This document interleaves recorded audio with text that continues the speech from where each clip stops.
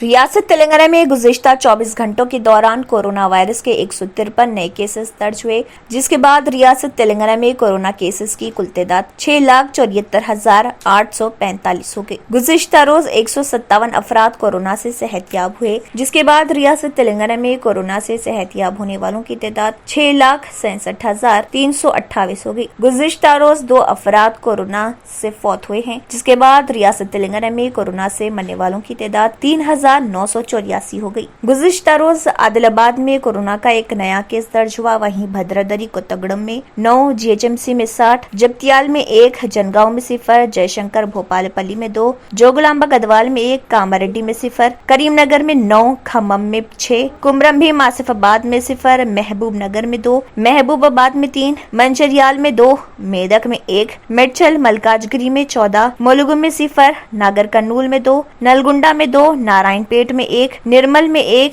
निजामाबाद में 1, पेद्दापल्ली में 3, राजन्ना सिरसिल्ला में 3, रंगारेड्डी में 12, संगारेड्डी में 0, सूर्यापेट में 1 और सिद्दीपेट में 1, विकाराबाद में 0, वनपर्ती में 3, वरंगल रूरल में 2, वरंगल अर्बन में 9 और यदाद्री भोंगिर में 1 कोरोना का नया केस दर्ज हुआ।